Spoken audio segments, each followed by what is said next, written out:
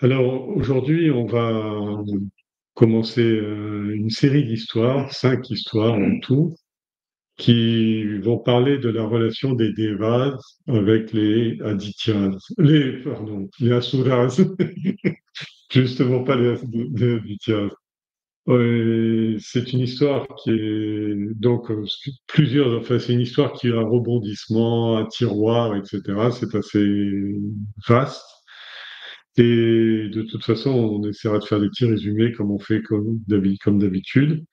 Mais je voudrais faire une petite introduction en ce qui concerne les Devas et les Asuras, justement, parce que pour bien fixer la notion. Dans l'hindouisme et dans le... Alors, je serais probablement parler pendant ces histoires d'une différence entre le védisme et l'hindouisme. C'est-à-dire que souvent, il y a des aspects de la divinité qui sont dans les textes védiques, notamment dans le Rig Veda. Et puis, il y a des aspects qui sont dans les Puranas, et à ce moment-là, on utilise hindouisme dans le sens Puranas, pour pas dire puranique. Alors, je vous lis l'introduction et puis on va commenter au fur et à mesure, hein. Le rishi Kashyapa. Kashyapa, c'est son nom, c'est celui qui a le même nom que la ville de Kashi. Et Kashyapa veut dire celui qui voit loin. Kashya, qui voit, ou pas, qui voit loin, qui voit au-delà, etc. Donc le rishi Kashyapa, dont la vision était claire, était à l'aube de la création un des Prajapati, des 7 Prajapati, ou progéniteurs des êtres sensibles et animés. C'est-à-dire que globalement, la création a eu lieu, mais ceux qui ont les Prajapati, en quoi ce sont les pères de l'humanité, mais c'est pas seulement les pères de l'humanité, c'est le père des êtres sensibles, c'est-à-dire de tous les gens qui ont un organe interne, antakarana ou manas. C'est-à-dire les Prajapati, c'est ceux qui ont euh, fait habiter le cosmos par des êtres sensibles. Vous voyez ce que je veux dire? C'était là leur place dans la création. Et alors ce Rishi Kashyapa avait 2 femmes, une qui s'appelait Diti et l'autre qui s'appelait Aditi. Alors Diti veut dire Dway, c'est-à-dire la dualité, ça veut dire diviser, c'était la personne qui a géré la division et la dualité, et Aditi signifie A étant privatif en sanskrit, Aditi veut dire le contraire, c'est-à-dire l'indivision ou la non-dualité. De la première femme, c'est-à-dire l'esprit divisé ou Diti, naissent les Daityas. Leur nom vient de quand c'est le fils de Diti veut dire Daitya. Et les Asuras, un autre nom c'est les Asuras, qui comprennent d'autres forces démoniaques, qui sont les forces de la division et du chaos. Et c'est eux qui arrivent en premier dans le monde. Pourquoi ils surgissent en premier? Parce que par défaut, la condition du monde est le chaos et l'obscurité et l'ignorance. Le chaos, l'obscurité et l'ignorance. C'est-à-dire que, regardez déjà comment ça se passe dans le cosmos. Si vous regardez comment est le cosmos, vous avez la nuit cosmique, et dans la nuit cosmique, vous avez les astres et la lumière qui produisent la lumière et qui éclairent le monde. Et vous voyez, dans la mythologie, c'était dit depuis très longtemps, mais les gens n'ont pas le déclic. C'est-à-dire que globalement, l'état du monde dans le chaos, c'est l'état du monde dans le sommeil profond. Et pour sortir du chaos, il y a besoin de une démarche, une avancée, etc., pour sortir du chaos. Et donc, ces 2 forces qui s'opposent, sans arrêt, je dis, c'est le bien et le mal. De toute façon, c'est pas vrai, c'est pas du tout ça. On va voir de quoi il s'agit, hein. Alors, en fait, de la première femme et la deuxième femme, donc, de l'autre femme, Aditi, on a vu la première femme, les Daityas, les Asuras, les Rakshasas, qui sont les forces de la division et du chaos. Elles sont toujours là. Ils surgissent, mais ils sont arrivés en premier parce que le monde était plongé dans le chaos et l'obscurité au commencement du monde. Après le monde était plongé dans le pralaya. Vous vous rappelez, il a fallu que Vishnu intervienne d'abord pour sauver la connaissance à travers le Matsya Avatar, et après, la Terre était profondément enterrée dans le bout de l'ignorance, et il est venu sous la forme du Avara, c'est-à-dire le... Comment? Le nain. Non, non, non, non. Le sanglier. Le sanglier, excusez-moi. Le sanglier qui a plongé pour redresser la terre. On avait vu cette histoire, on en avait étudié. Alors, donc, c'est tout un processus. C'est pourquoi, alors, pour Aditi, la non-dualité, de la non-dualité naissent les 12 adityas, c'est-à-dire les 12 aspects du soleil, les 12 signes astrologiques, et les devas, qui sont les forces lumineuses. Toutes ces forces lumineuses sont l'unité, l'harmonie et Dharma, l'ordre cosmique. C'est-à-dire que globalement, Dharma n'est pas la loi de Manu pour les hommes, n'est pas. Souvent, on a une compréhension de Dharma qui est très orientée humain. C'est-à-dire, oui, il y a ce qu'il y a de bon, c'est ce qu'il y a de pas bien, et de même, on ramène un peu trop tout à notre petite personne. Mais les Puranas, ils vous demandent d'étendre, comme disait le Swami Chinvanda, expand your mind. C'est-à-dire, il faut arriver dans son esprit, soit au cours des méditations, des lectures, etc., à augmenter le référentiel et avoir une vue de plus en plus vaste de l'univers et d'une compréhension globale. C'est ce travail-là qu'entreprend des histoires comme celle-là. Alors, on peut dire, ben oui, alors au commencement c'était comme ça, etc. C'est-à-dire il y avait les forces de la lumière et les forces des ténèbres, les forces du progrès, les forces de l'organisation et du progrès et les forces du chaos. Mais c'est nous. N'oubliez pas ce que je vous ai toujours dit, on a un ADN spirituel qui fait qu'on a toute l'histoire de l'univers qui est inscrite dans notre tissu dans notre nature profonde, mentale, sous la forme qu'on appelle ça, entre guillemets, le corps causal. Mais c'est nous. C'est-à-dire que globalement, notre vie, ça a été sortir du chaos de la matrice de notre mère pour nous conduire vers la lumière et vers la compréhension. Jusqu'où on va aller dans la compréhension, ça dépend. Mais tant qu'on ne sera pas arrivé à la compréhension globale, il y aura des renaissances pour nous permettre d'arriver sur le chemin de la lumière et de l'ordre cosmique, c'est-à-dire la compréhension totale du Dharma. Alors, oui, je disais, c'est pourquoi subjectivement, notre compréhension de la réalité comprend deux aspects, le chaos et l'ordre. C'est-à-dire que dans l'hindouisme, il n'y a pas cette notion de péché, etc. Le péché veut dire, qu'est-ce qui est péché? C'est-à-dire le laisser aller dans le chaos. Dans le chaos, ça veut dire l'ignorance, l'indolence, l'indifférence, la stupidité, la torpeur, etc., etc., etc., la vulgarité, le laisser aller, etc. Et c'est en nous. C'est pas des choses qui sont que dans le dictionnaire, ça. Dans le dictionnaire de votre esprit, il y a toute cette série de synonymes là. Mais en même temps, en nous, il y a une autre force. C'est pour ça que le chapitre 16, vous voyez, où c'est arrivé dans la Gita, c'est les forces démoniaques, les forces célestes et démoniaques, ou divines et démoniaques, les Deivas et les Adityas. Et en fait, on est tout le temps en balance entre les choses. Même des gens croient, qui ont avancé, mais si les vasanas tamasiques, c'est-à-dire les vasanas du chaos et de la torpeur, sont encore présentes dans l'esprit de l'individu, ils retombent. C'est pas grave, mais c'est une perte de temps. Et surtout quand on est arrivé à une naissance humaine, surtout quand on est arrivé à aborder les écritures sacrées, à aborder un enseignement spirituel, allons nous établir vraiment dans la lumière, allons faire la lumière infusée dans tout notre espace mental. Alors, subjectivement, notre conception de la réalité comprend deux aspects, le chaos et l'ordre. la désunion ou la discorde et l'unité, la dualité et la non-dualité. Dans le chaos originel, l'ordre s'établit. C'est-à-dire au départ, dans votre nature profonde, vous partez tous les matins aussi, vous partez du sommeil profond, non? Vous sortez du sommeil profond. Il faut un travail pour faire ça.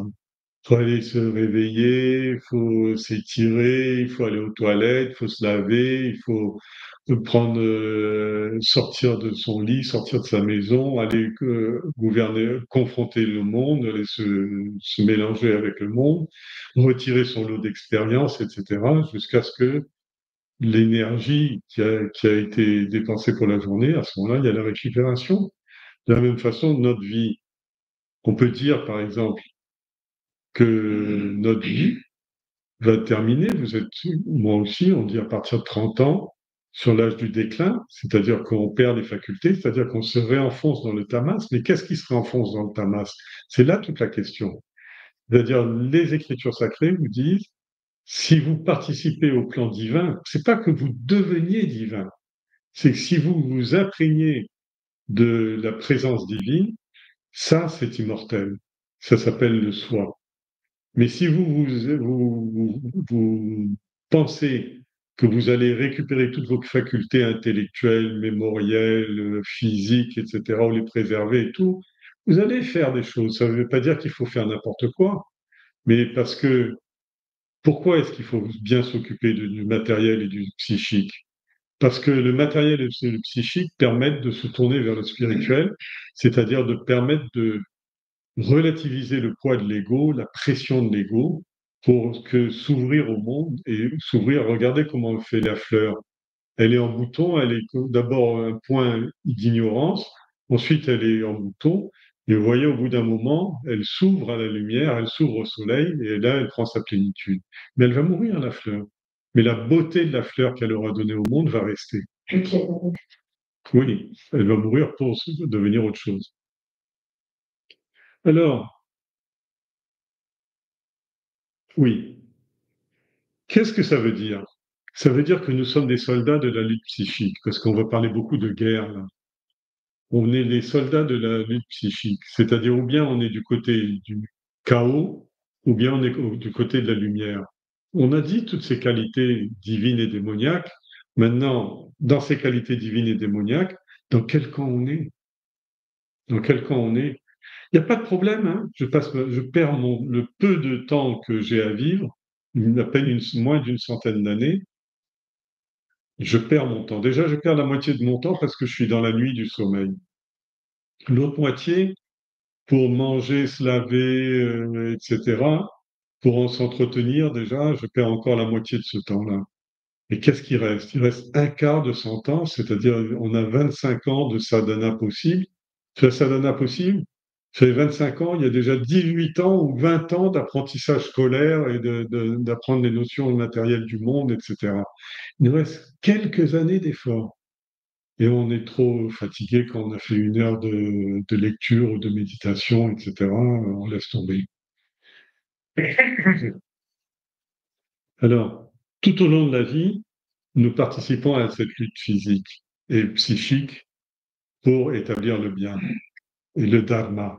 Et quel est notre outil? Notre seul outil, qui résume à lui seul toutes les autres, c'est la première des vertus cardinales dont parle Shankaracharya, c'est viveka.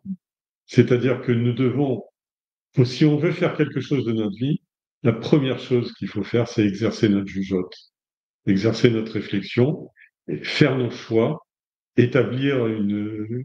Alors après, c'est mieux si, par exemple, au niveau de Viveka, on a Vairagya, Sama, etc. C'est-à-dire que plus on est sophistiqué, discipliné, systématique, organisé dans notre sadhana, dans notre développement spirituel, mais quand même, il faut jamais perdre Viveka. Viveka, c'est-à-dire essayer tout le temps de percevoir la présence divine en moi et autour de moi, c'est vraiment, ça doit être comme un japa mantra, ça. C'est-à-dire tout le temps se rappeler le nom du Seigneur. Nama japa, le nom de Dieu. C'est-à-dire même si on a oublié ce qu'est Dieu, Mais pourvu qu'on ait dit Dieu, déjà, mon Dieu. D'ailleurs, quand les problèmes arrivent, on dit ah mon Dieu. Alors, dans la Bhagavad Gita, on avait déjà vu cette histoire-là avec les Kauravas, qui sont les forces du chaos, et les Pandavas, qui étaient les forces de Dharma ou de l'ordre. Plus important, on trouve, et dans les Puranas, comme dans la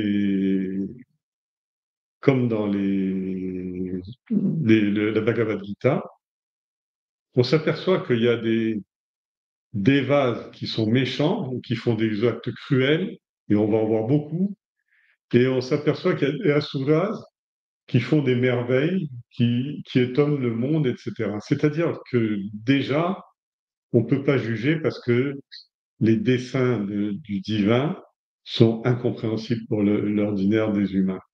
C'est-à-dire que impossible de savoir ce qu'il y a dans l'esprit, dans le cœur et dans le destin de la personne qui est en face de vous. Mais ça, c'est une chose. Mais même au sein de moi-même, combien j'ai fait de bêtises, combien j'ai fait d'erreurs, combien j'ai fait de paresse, de laisser aller, etc. Combien aussi j'ai fait de belles choses. Il ne faut pas tout se condamner. Alors, les forces du... Il faut jamais juger une personne selon son action. Il faut juger selon son état d'esprit ou son bhava, c'est-à-dire son être profond, son intention, effectivement. Alors, la lutte cosmique, donc, dont on parle, dont on va parler au cours des 5 prochaines séances, cette lutte cosmique n'est pas un conflit bien établi et bien clair entre le bien et le mal, comme on pourrait le croire par facilité. Ah, il y a les gentils, c'est ceux qui viennent au temple, et il y a les méchants, c'est ceux qui vont au casino, etc. Je parle pas de la boutique. Et Et donc, les uns sont à jeter et les autres sont à louer, etc. Non, c'est pas comme ça que ça se passe. C'est-à-dire, chacun, chacun se, chacun se débrouille dans cette vie, mais par mon intérêt personnel, je préfère d'être dans le satsang que dans le asatsang. Parce que dis-moi qui tu fréquentes, je te dirai qui tu deviens. Si je suis dans le asat, c'est-à-dire je me laisse aller, je roule vers le chaos. Et si je suis dans Sat, c'est-à-dire dans le Asatoma, Satgamaya, c'est-à-dire de ce chaos, si je fais des efforts pour Gamaya, pour marcher vers Sat, vers la réalité, à ce moment-là, les choses vont mieux. Alors, certains Asuras sont des gentils, certains Devas sont des méchants. Il ne s'agit pas dans le Mahabharata d'une bataille historique, mais de la grande guerre cosmique qui a lieu à cause de la lutte spirituelle entre ces deux forces qui matérialisent le théâtre de Kurukshetra, le champ d'action sur lequel la Gita a été révélée aux hommes. On est également sur ce champ-là de Kurukshetra dans les histoires qui vont suivre. Ça va, c'est compris cette affaire-là?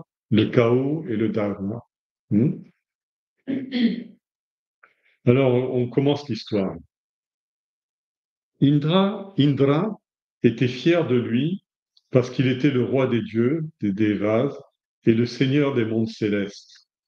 Chaque fois qu'il était assis sur son trône avec Sachi, Indrani, c'est-à-dire son épouse, elle a le même nom, enfin, soit on l'appelle Sachi, soit on l'appelle Indrani.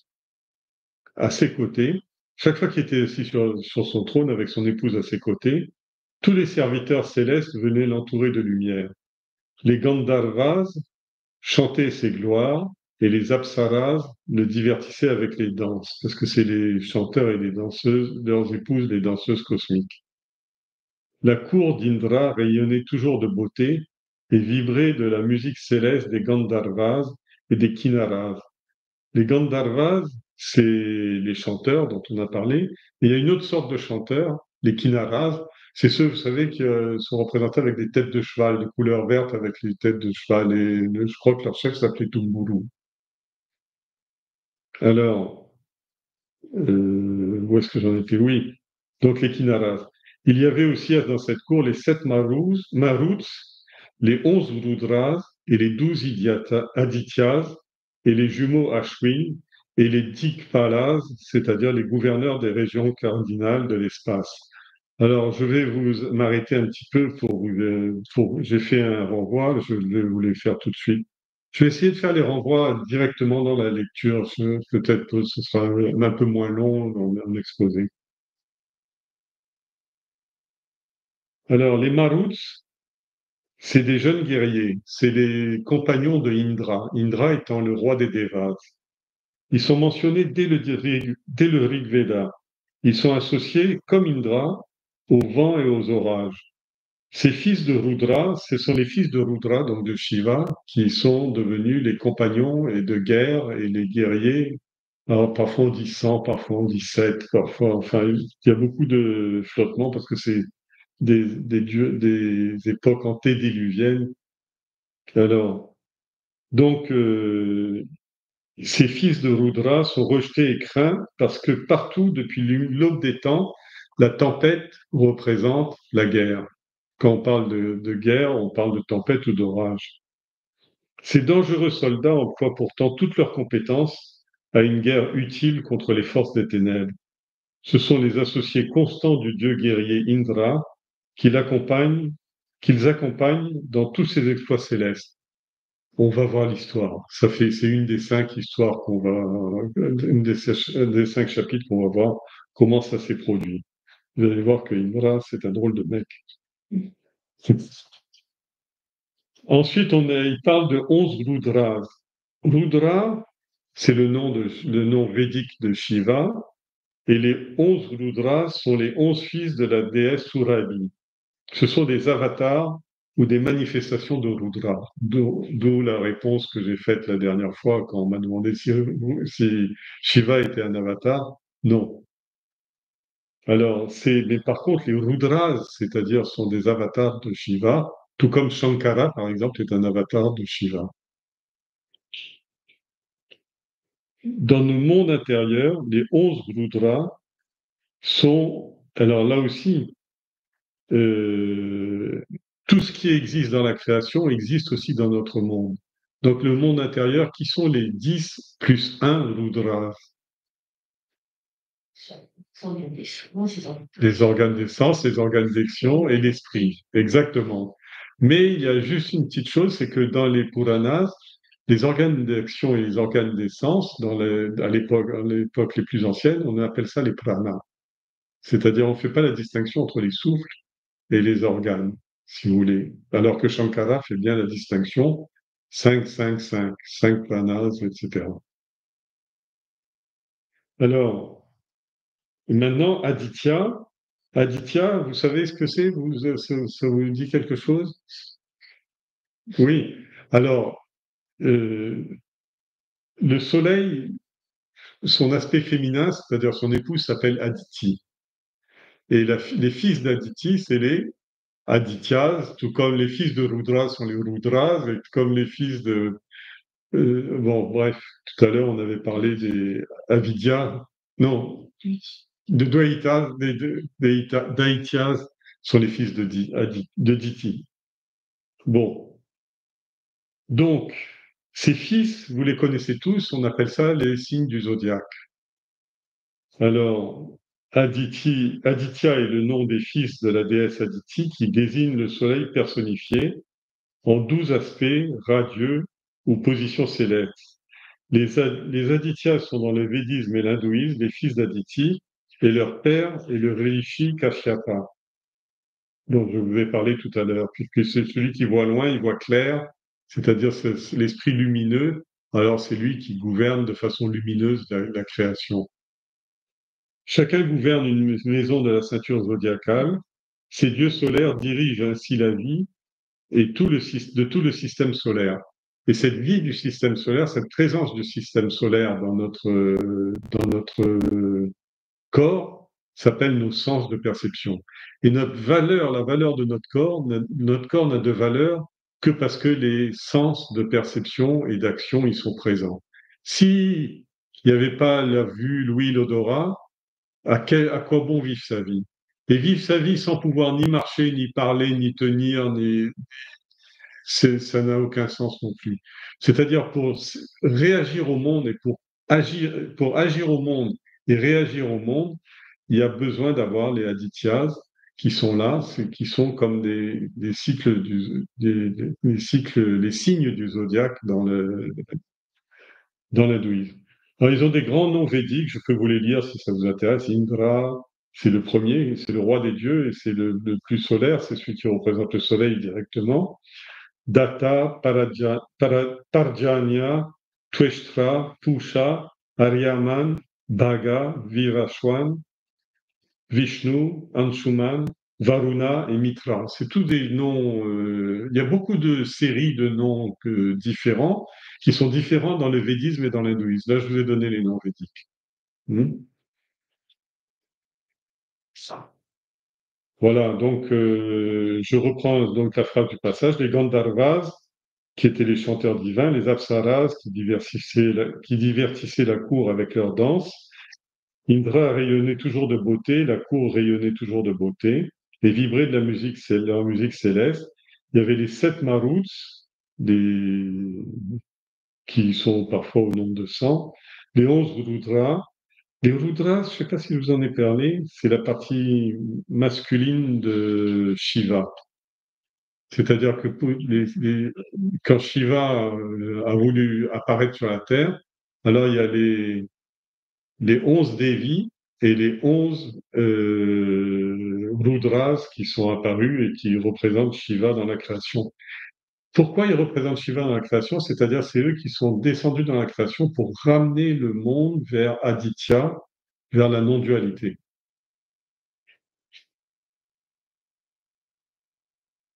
Un jour, bon, alors tout le monde rendait hommage, tout va bien, tout est magnifique et tout. Et puis un jour arrive le grand Brihaspati. Brihaspati, Jupiter, c'est le gourou des Devas. D'accord? Un jour, le grand Brihaspati, le précepteur des dieux, alla rendre visite à la glorieuse cour.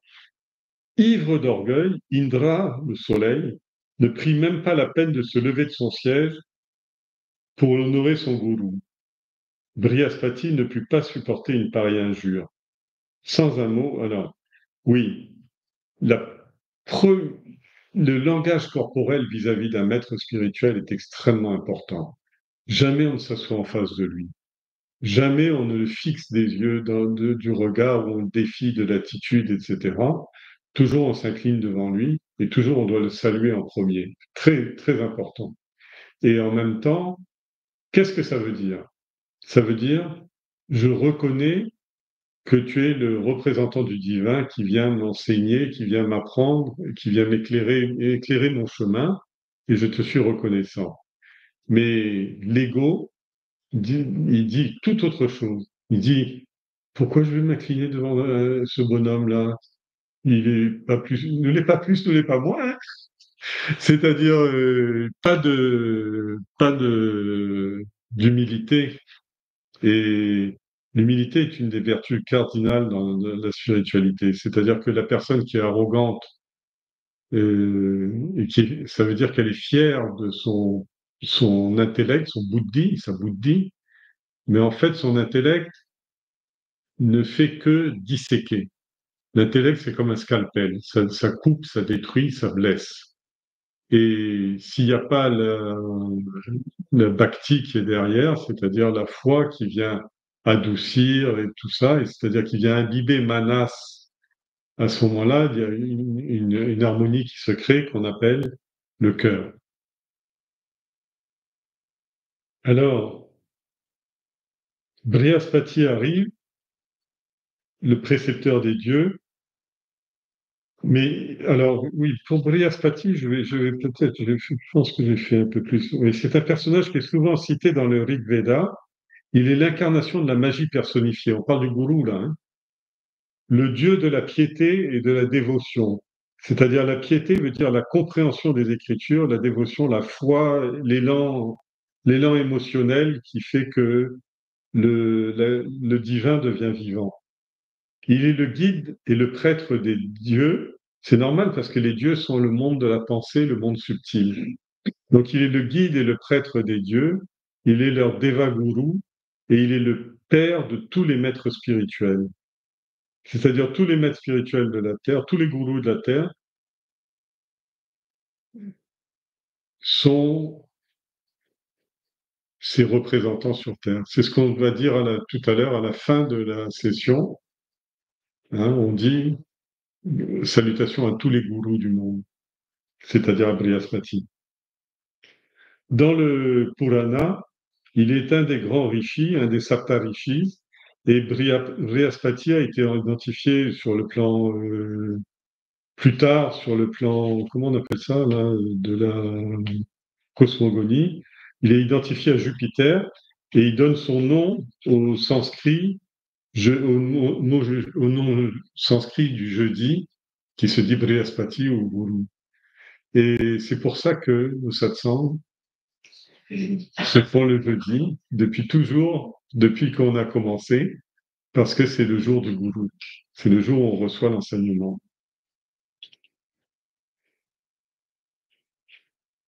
Et cette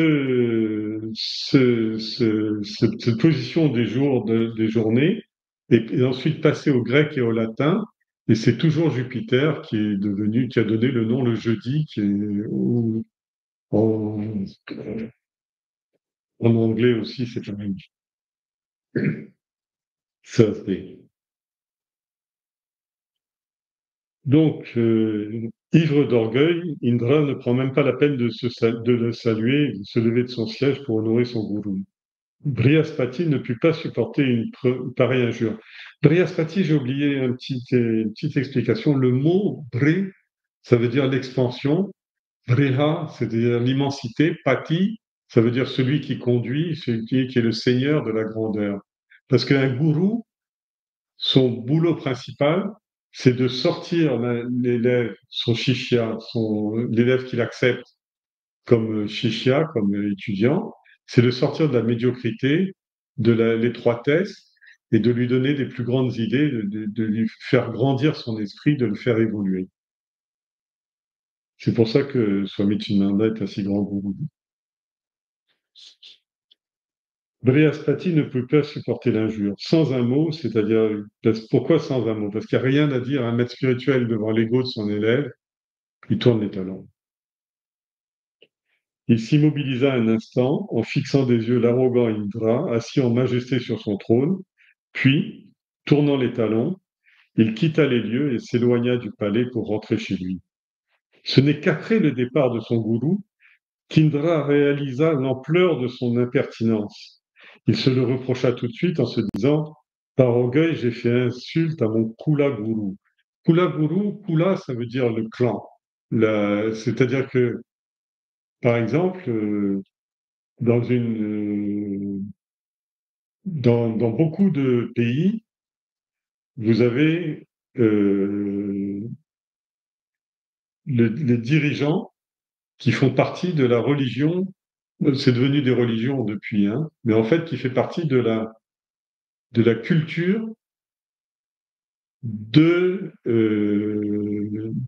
le roi ou le dirigeant fait partie de la culture de tout le pays. C'est-à-dire, il y a eu beaucoup ça.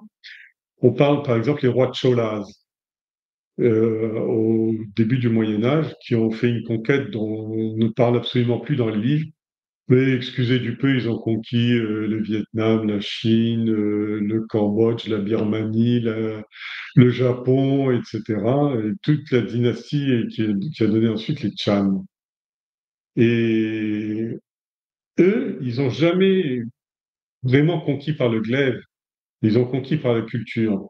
Et c'est comme ça qu'ils ont fait des merveilles, comme par exemple le temple d'Angkor. Jusqu'à aujourd'hui, c'est absolument impossible de comprendre euh, tellement c'est complexe et au-dessus des capacités humaines. Aujourd'hui, on serait incapable, même avec les moyens et l'électronique, les moyens, l'énergie, etc., impossible de savoir comment on peut construire déplacer, tailler, couper des blocs. Quand vous voyez encore, c'est sur des milliers d'hectares et en même temps, chaque centimètre de pierre, de tous les murs, même derrière les portes, les pierres derrière les portes sont sculptées. Tout est sculpté. Des millions d'heures de sculpture. Et là, je parle d'encore parce que c'est ce qui a été le mieux préservé. Mais à Java, il y en a d'autres. Au Vietnam, il y en a. Au Laos, il y en a. En Inde aussi. Bien sûr, en Inde, Mahabalipuram, etc. Non, ils sont partis de là. C'est pour ça que je n'ai pas cité. Mais ce que je veux dire, c'est que c'était vraiment tout le sous-continent c'était complètement perdu. Je crois même qu'on n'en parle même pas dans les livres d'histoire. Peut-être maintenant on commence à se rendre compte du mouvement que ça a été, mais c'est un mouvement qui a, qui a couvert plus de la moitié de la population terrestre pendant cette époque-là. Bon, bref, je m'égare un peu. Euh, oui, et ça, donc, c'était pour vous parler de l'histoire de Kula. Au début de la Bhagavad Gita, quand Arjuna veut refuser le combat, Krishna lui dit, tu vas être la honte du Kula. C'est-à-dire, toi qui es un dirigeant, qui est un kshatriya, tu vas être la honte de ton clan. Mais ça ne veut pas dire le clan, son papa, etc. Tu vas être la honte de ta culture, de tous ces gens qui portent au sommet toute cette grande culture, etc. Tu ne leur fais pas honte. D'accord? Et là, donc, c'est le Kula Guru, c'est-à-dire, c'est pas celui seulement qui enseigne le roi ou le prince ou l'héritier ou le grand Manitou, mais à travers une organisation, il infuse dans toute la société les valeurs spirituelles, la grandeur spirituelle d'une nation. Je dois immédiatement aller le retrouver, tomber à ses pieds et implorer son pardon, se dit Indra. Il s'est donc précipité à l'ermitage de Brihaspati. Mais, anticipant qu'Indra aurait cette réaction, le gourou s'était déjà rendu invisible et Indra ne put pas le rencontrer. Il ne savait plus ce qu'il fallait faire. Alors, chaque fois que les Devas ont un problème, parce qu'ils sont un peu faibles, ils vont tout de suite voir demander conseil et demander de l'aide à tout le monde. C'est pareil Alors, par exemple, dans la mission, on va tout le temps demander de nous aider, de nous supporter, de nous soutenir, de nous donner une salle, de nous traiter, de faire un travail, etc. Bref, la nouvelle se répandit comme une traînée de poudre. Indra avait perdu son mentor religieux et se sentait complètement perdu sans ses conseils. Profitant de cette impuissance, les ténébreux Asuras, conduits par leur gourou, Shukra, c'est-à-dire Vénus, une autre planète, entrèrent en guerre contre Indra et l'armée céleste. Comme d'habitude, les Devas furent honteusement battus à à plat de couture, honteusement vaincus, puis, plus blessés par la situation dans laquelle ils se trouvaient que par les armes des Asuras, ils allèrent trouver le créateur, Brahmaji, en disant « Monsieur, il m'a frappé ». Et ils déversèrent devant lui leur lot de misère. Ils l'ont supplié ils l'ont supplié de les conseiller quant à la conduite à tenir. C'est-à-dire, c'est normal, parce que, encore une fois, pour le chaos, il n'y a pas besoin d'avoir des conseils, hein. Il suffit de se laisser aller. Mais quand on chute, quand on est vaincu par les asuras, par les forces de ténèbres en nous, il faut aller crier au secours. Et qui demander? Ben, soit le maître, et si ne sait pas le maître, il faut aller vers son père biologique, en demandant au moins un conseil à sa lignée pour savoir ce qui est dans le clan. Et là, ici, ben, c'est Brahma, le créateur. Prenant en pitié les Devas, et surtout Indra, pour sa bêtise, Brahma dit, Indra, votre orgueil vous a conduit à faire une grave insulte à un grand homme. C'est très dommageable que cela ait pu se produire. Je ne peux plus vous suggérer qu'une seule chose, c'est d'aller au plus vite demander à Vishwarupa, l'architecte de l'univers, de vous aider. C'est le fils du forgeron Twastrir, qui est Vulcain, et il est formidable. Il est tout à fait apte à devenir votre gourou et devrait pouvoir accepter de jouer le rôle de précepteur pour les devas. Bien sûr, étant lui-même un asuras, ses sympathies iront un peu aux asuras, hein. Il faudra vous dépasser tout cela et apprendre à vous en accommoder. Allez lui demander d'être votre gourou. Et si vous y parvenez, il vous aidera beaucoup. Alors vous avez vu que c'est pas si simple que ça. Il n'y a pas d'un côté les bons et d'un côté les méchants, puisque là, en l'occurrence, quand les bons savent plus quoi faire, ils vont demander au créateur et ben, de la même façon. Vous êtes loin, par exemple, vous n'avez pas accès à votre maître spirituel ou ben, demandez conseil, même à des gens qui sont purement matérialistes, mais ils peuvent être, comme on dit, de bons conseils, peuvent vous aider. Mais alors, en l'occurrence, vous verrez que c'était pas un matérialiste et quelqu'un qui était contre. Mais il était présenté, il était. Pourquoi est-ce que c'est un asuras? Parce que son père, Tuashtree, c'est-à-dire le Vulcain, le forgeron du ciel, c'est lui qui a forgé les planètes. Et son fils, Vishwamitra, Vishwa veut dire l'espace, Mitra, l'ami, ça veut dire il était l'ami de tous, l'ami c'est-à-dire c'est l'artisan, c'est celui qui crée les créatures, qui donne leur corps aux créatures. C'est-à-dire vous et moi, on est des hommes, la sauterelle est une sauterelle, la baleine est une baleine, ben, chacun il donne la créature et tout. Et en même temps, ce Vishwamitra, c'est l'architecte de l'univers. Et par exemple, quand les Pandavas ont voulu construire leur cité, ben, ils ont fait appel à Vishwamitra pour... Vishwamitra, c'est le nom d'un sage. Pardon, Vishwarupa, depuis tout à l'heure, j'ai fait. Il y a tellement de noms, j'étais dans Rupa. Vishwarupa, c'est l'architecte de l'univers, désolé. Oui, oui, oui, oui, bien sûr, bien sûr. Oui, oui, oui.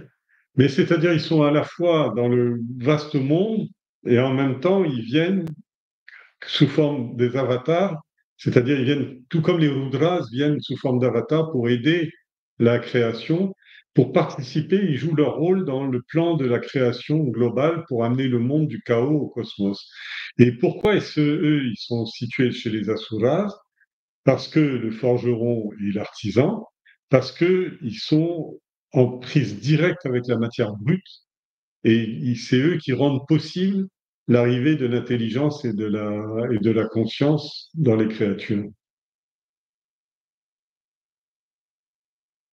Donc, étant lui-même un asura, ses sympathies iront toujours un peu aux asuras. Il faudra dépasser cela et apprendre à vous en accommoder.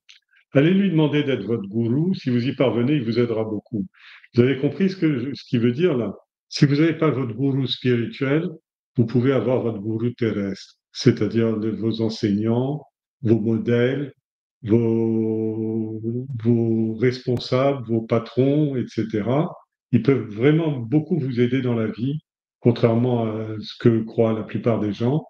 Et c'est un conseil, parce que pouvoir réaliser une action, c'est une chance dans le monde. C'est surtout si cette action, vous la consacrez à votre développement personnel, à votre épanouissement intérieur, etc.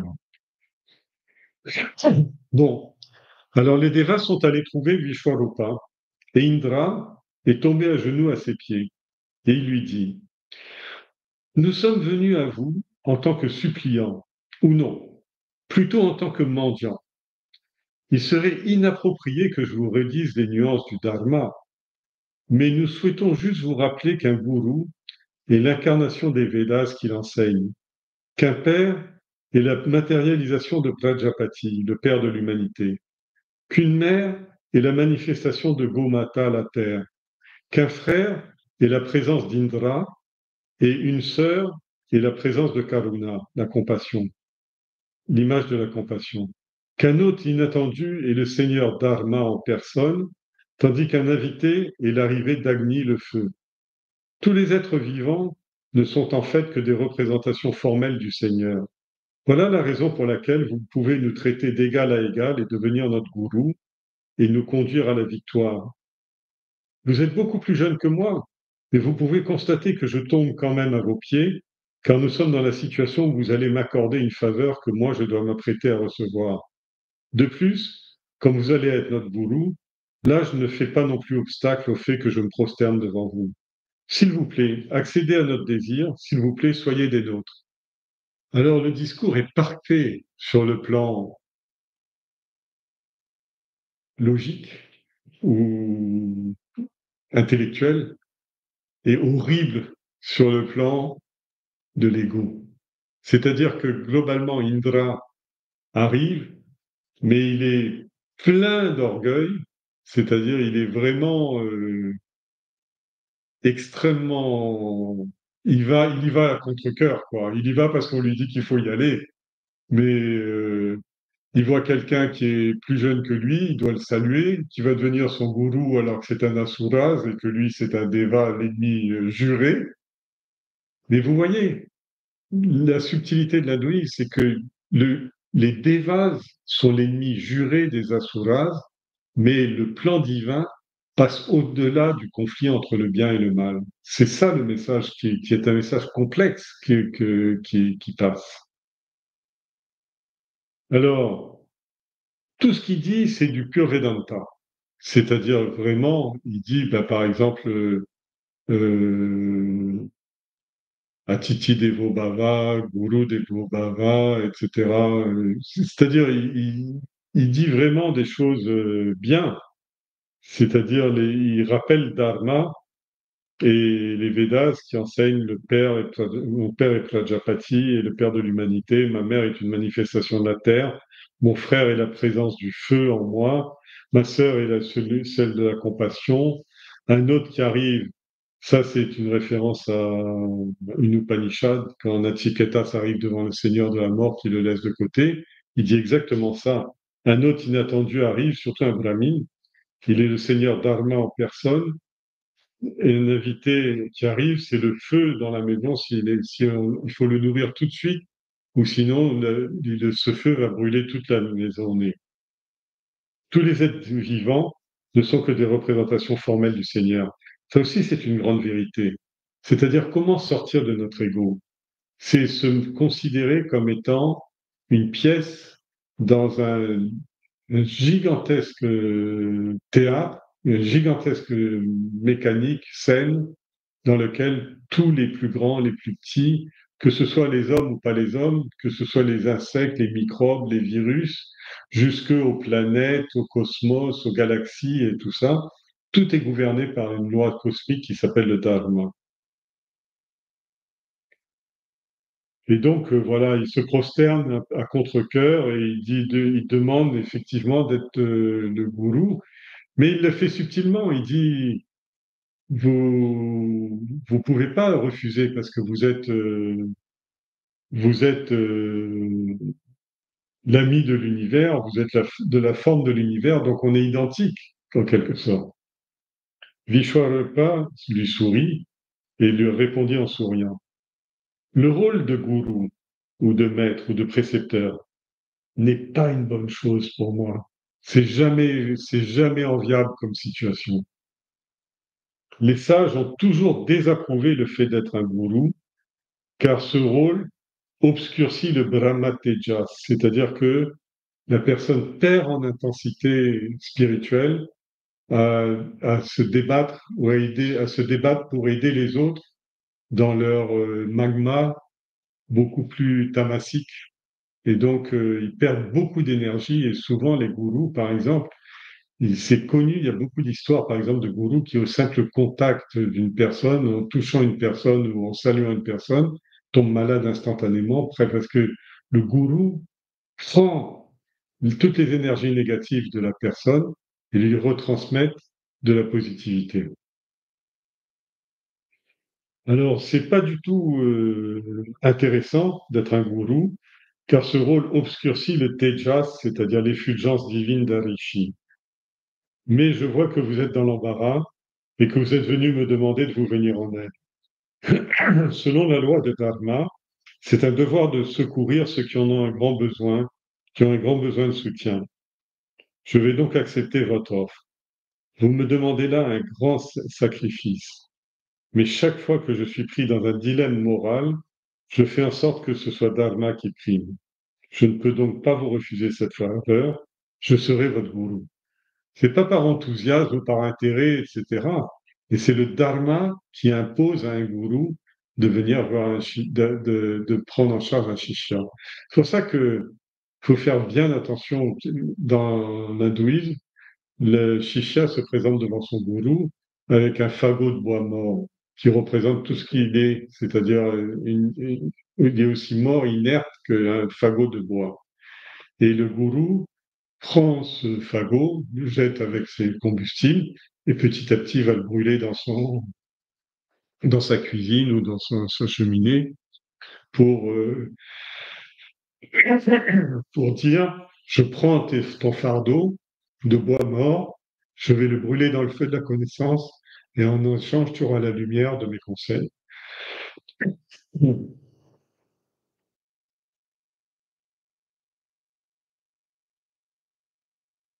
Vishwarupa est devenu le gourou des Devas. Et comme il maîtrisait de nombreux arts, il put restituer aux Devas leur grandeur perdue. Le plus grand service qu'il a rendu à Indra a été de créer et de lui faire porter une puissante armure de protection nommée Narayana Kavacha. Alors, le Kavacha, ça veut dire la protection. Ça peut être une cotte de maille, enfin une armure. Non, une armure complète. D'accord? Ça peut être une armure, ça peut être un bouclier, et ça peut même être uniquement un talisman. C'est-à-dire, par exemple, dans les bouddhistes, ils font collection de kavacha, c'est-à-dire de talismans pour se protéger des influences néfastes. Alors, il a, il lui a fait porter une puissante armure de protection. Cette puissante armure de protection avait été forgée par son papa. Twashtri, Twashtri, plus facile à prononcer comme ça. Il initia aussi le roi des Devas à l'incantation du mantra sacré Om Namo Narayana, qu'on a vu au début, c'est pour ça que je vous l'ai fait lire au début, en lui enseignant que chaque organe d'essence, chaque fonction du mental, chaque organe d'action est fait pour être revêtu de pensées tournées vers Narayana. La vraie protection intérieure, c'est ce que je vous disais, c'est que dans la pensée, il y a toujours la présence du divin. Vous pouvez l'appeler Narayana, Jésus, Bouddha, Allah, c'est pas un problème. Mais un vrai aspirant spirituel, il doit installer le divin. C'est pour ça que c'est un effort et une lutte constante entre la lumière et l'obscurité, ou entre le chaos et le désordre et l'ordre. C'est-à-dire, il doit mettre de l'ordre dans son esprit. Et pour mettre de l'ordre dans son esprit, il ne peut pas y arriver avec son ego. Il ne peut pas compter sur son ego pour faire ça, mais il peut compter sur le divin. C'est-à-dire, il demande, et chaque fois que mon divin me demande quelque chose, il s'est dit dans la Gita, j'accède à ses désirs. Quelle que soit la voie sur laquelle mon dévot s'engage, chapitre 8, je renforce cette voie et je la rends vivante et solide devant lui. Alors, pendant la... Oui. Alors donc, il lui a enseigné que chaque organe d'essence, le mental et chaque organe d'action sont faits pour être revêtus de pensées tournées vers Narayana. C'est ces pensées vers le Seigneur qu'on appelle des prières, des mantras, des invocations ou des pensées positives. Ces pensées finissent par former une armure qui est comme un talisman contre toute forme de mal. La répétition incessante du mantra Om Namo Narayana était le secret du Kavacha Narayana. C'est en portant son Kavacha qu'Indra a pu, par la suite, vaincre au combat les Asuras qu'il affrontait. Ça va, vous avez compris l'idée? Alors, le premier travail qu'il fait, c'est que devant ce Indra qui était plein d'orgueil et tout, il lui a appris petit à petit à abandonner son ego pour pour recouvrir cet ego, pour cacher cet ego et le recouvrir avec le Kavacha, un bouclier qui est l'ensemble des pensées positives et des pensées divines et des pensées de prière qu'il enfile sur son esprit et sur ses sens de perception. C'est pour ça que, par exemple, vraiment les gens très pieux en Inde, par exemple, quand ils allument le feu, ils font une prière. Quand ils ouvrent la lumière pour la première fois le soir, ils invoquent Saraswati. Quand ils commencent une étude, ils font une invocation. Quand ils commencent une entreprise, un travail, une année scolaire, un bâtiment, etc., à chaque fois, même une maison, une voiture neuve, pour appeler Gagan, et à chaque fois, on fait pas un baptême, mais une consécration, c'est-à-dire que cette voiture, par exemple, ne m'amène que dans les lieux propres, purs, etc., et évite de me mettre dans le chaos de la destruction. Alors, la répétition incessante d'un mantra était le secret du mantra Om Narayana était le secret du Kavacha. C'est en portant ce Kavacha qu'Indra a pu par la suite vaincre au combat les Asuras qu'il affrontait, les mauvaises pensées qu'il affrontait. Pendant la période où Vishwarupa était le précepteur des Devas, le gourou des Devas, un grand yajna fut organisé. En tant que prêtre officiant d'Indra, le seigneur des Devas, Vishwarupa, en tant que prêtre officiant du seigneur des Devas, Indra, Vishwarupa devait faire une invocation pour que les Devas aient une part de leur avis, et pour ce faire, il devait prononcer les deux formules Indraya Namaha, Varunaya Namaha. Mais lorsqu'il prononça ces mantras, Vishwarupa s'arrangea pour que le Havis aille aux Asuras. Étant lui-même un Asura, il avait bien sûr un faible pour ces derniers. En fait, il y a une chose qu'il faut savoir là-dedans. Quand on fait un yaga ou un yajna, notamment les yajnas où le feu est présent, les yajnas par le feu. Pour le puja, c'est moins différent. C'est différent. À la fin du puja, on donne prasad, mais à la fin du yajna, on donne havis. Havis, ça veut dire le fruit subtil du feu, c'est-à-dire ce que le feu a fait monter au ciel, alors va faire monter au ciel, alors on le détourne sur les gens qui ont participé, pour que leur pensée, ce feu psychique-là, ça rentre dans leur esprit et que leur esprit s'élève vers le divin. Alors, dedans, le Havi, c'est un point très très important dans le Yenya, et chacun doit avoir sa part de Havis. Et dans le Havis, on dit Indra ya idam, ceci est pour Indra, Varuna ya idam, ceci est pour Varuna. Étant lui-même Asura, il avait un faible pour ces derniers. Soudain, Indra s'aperçut qu'il était en train d'être dupé par son précepteur. Brahma l'avait pourtant prévenu de cette éventualité, et il avait bien dit à Indra qu'il devait s'en accommoder. Mais Indra ne pouvait pas supporter le comportement d'un Asura.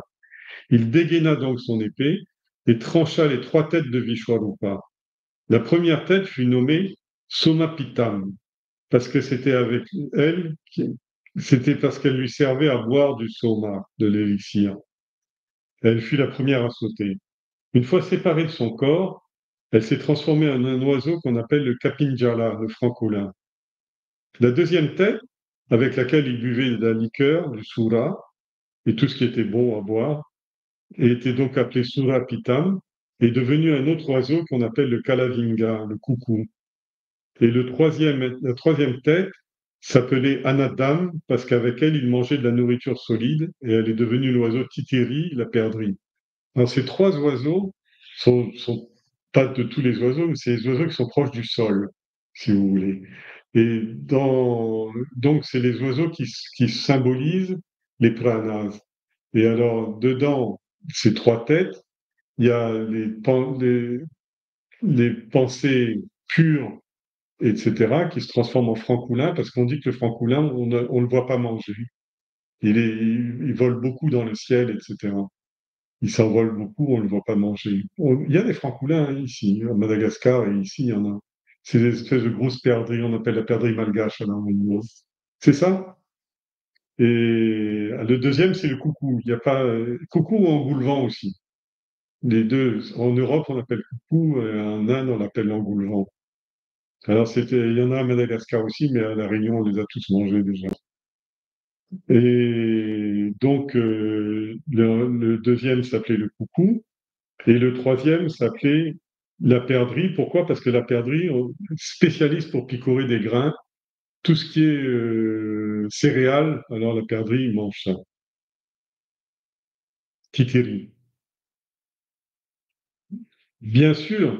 Alors oui, ce qu'il faut comprendre, vous voyez là, tout à l'heure, on vous avait dit, parfois les devas, par exemple, jamais vous verrez ça dans la Bible ou dans le Coran, un ange qui se met à tuer son maître. C'est-à-dire, Indra fait commet ce qu'on appelle le Brahma Atya Papa, c'est-à-dire le péché absolu, celui de tuer le Brahma, le Créateur.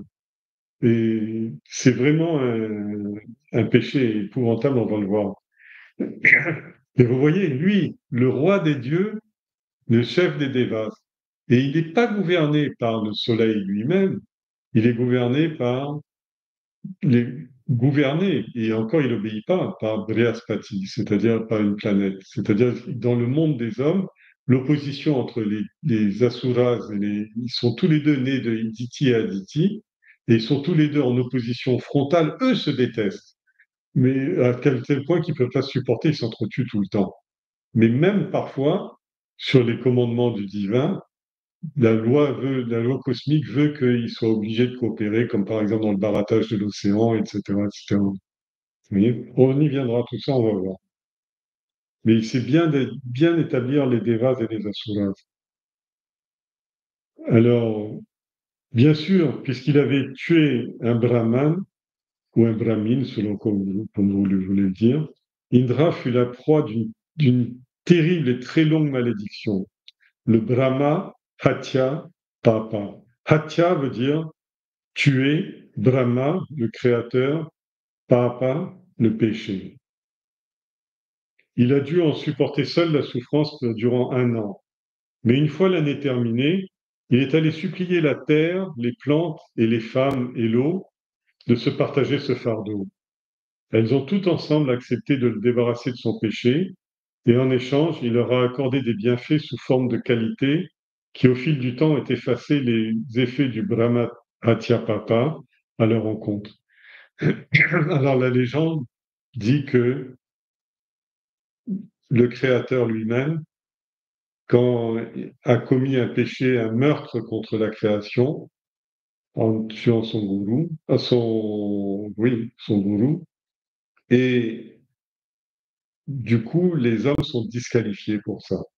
C'est pour ça qu'il va chercher les forces de la nature et il demande aux forces de la nature, qui sont représentées ici par l'eau, les femmes, les plantes. Où est-ce qu'il y avait oui, la terre. J'ai oublié juste la mère de toute la terre. C'est-à-dire, il demande au principe féminin de supporter beaucoup de souffrances dans le monde, y compris la souffrance de porter les enfants. Et elles ont tout accepté et de l'aider à se débarrasser de son péché, mais en échange, c'est pour ça que dans les prisons, il y a 10 hommes pour une femme. Parce que les femmes sont plus tolérantes, méthodiques, et en même temps respectent mieux la création et la nature et les autres créatures.